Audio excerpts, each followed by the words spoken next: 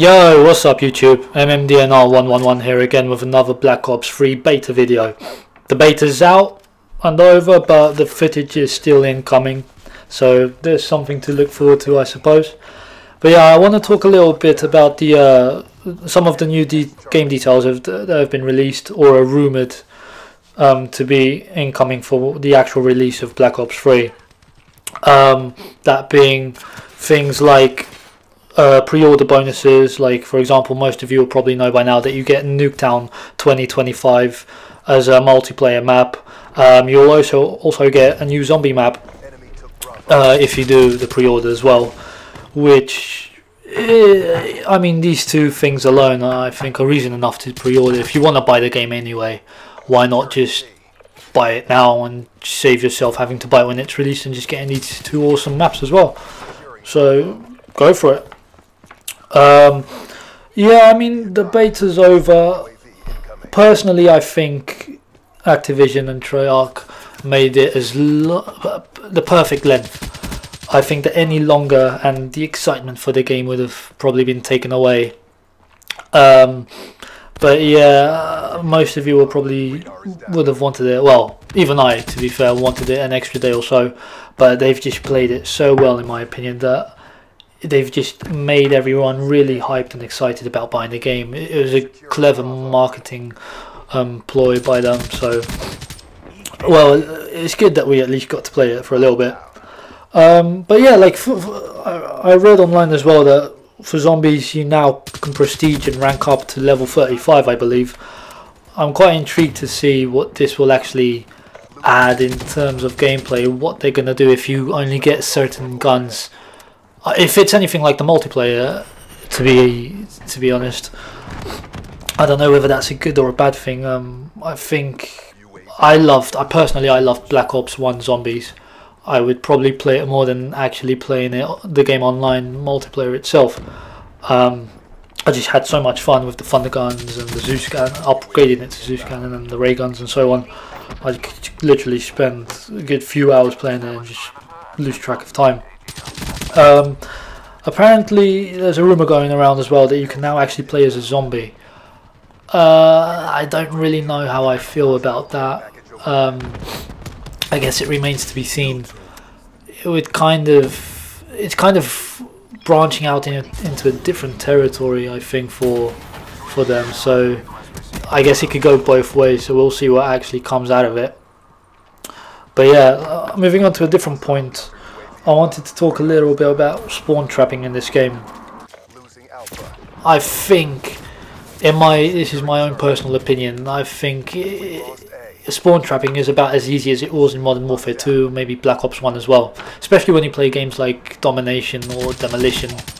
I haven't really tried some of the newer games a lot myself, because I've always just stuck with Domination and Demolition, to be honest with you.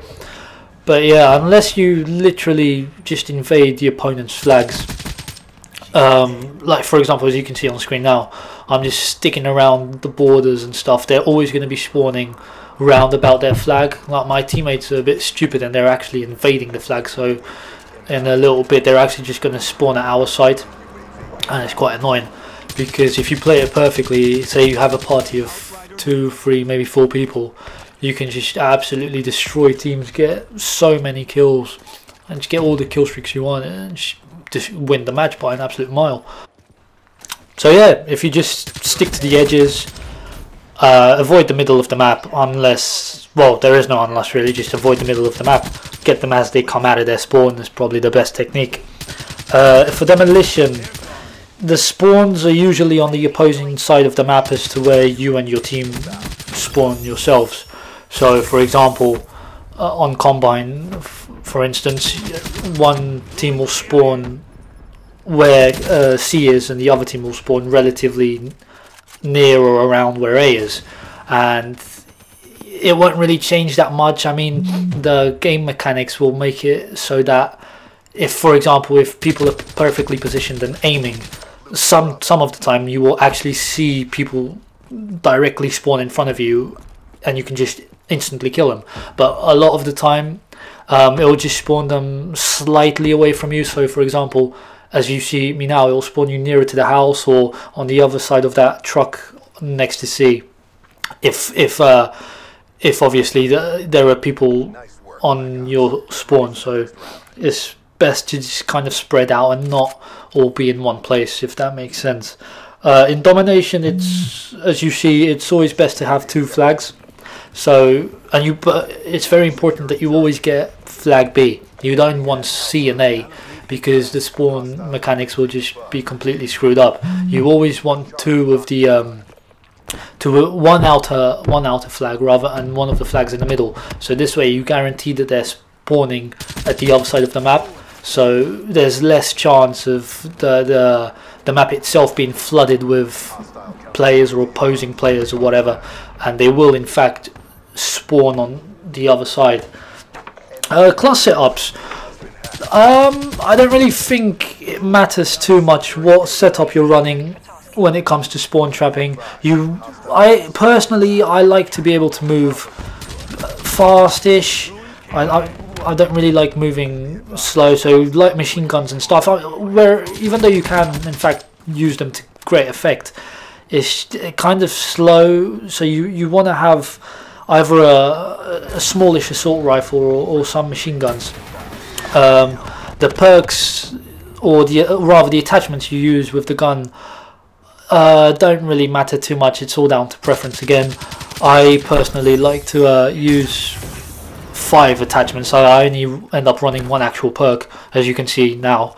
I like having the grip, I like having stock, I like FMJ as well, just for that extra bullet damage and to be able to shoot through walls and whatnot as well.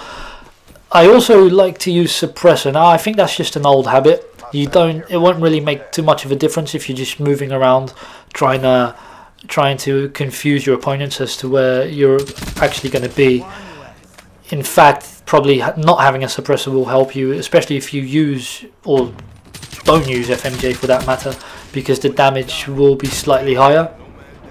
But like I said, old habits die hard, I suppose, and I prefer using suppressor just because of an OCD thing. I don't like them knowing where I am any of the time. I just feel it gives them an advantage to be able to kind of know roughly my whereabouts. Even if I have moved, they know to expect me there. And even if they look at the kill cam, they'll know as well, but their teammates won't, if that makes sense. Perks wise, I decided to use fast hands for this setup that you see on screen. That's basically because I hadn't unlocked Ghost yet. Ghost will be my my primary choice.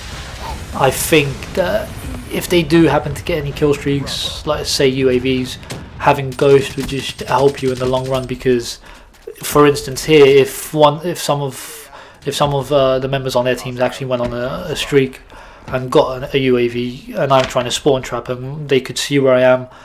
Obviously it'd be bad for me, so they would be expecting me at all times.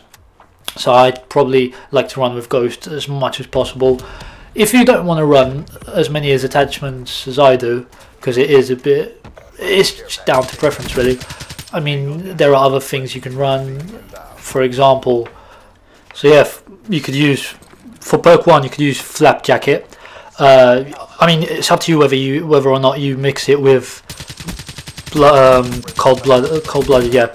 As you can, obviously you guys know, you can use 2 double perk 1s, double perk 2s, double perk 3s, and so on. But yeah, like Flak Jacket would be a good alternative or a good add-on, as people tend to be trigger happy with grenades, and will probably be trigger happy with C4s as well when the actual game comes out and people actually unlock it. So it's good to get some extra protection from those sort of things. For perk 2 you could use things like Scavenger, Hardwired, or even Anti-Up.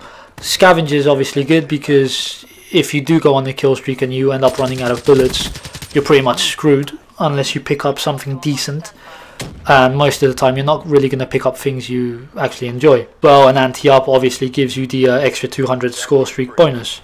For third perks, there's Gung Ho, which allows you to hipfire your weapons, deploy equipment and throw grenades while sprinting, and Sixth Sense as well, which basically indicates the direction of nearby enemies on your minimap. but those are the 3rd perks I personally would choose if I had to. But yeah, don't forget to like, subscribe, and leave me a comment as well letting me know your favourite class setups to use. It's been MMDNR 111, peace.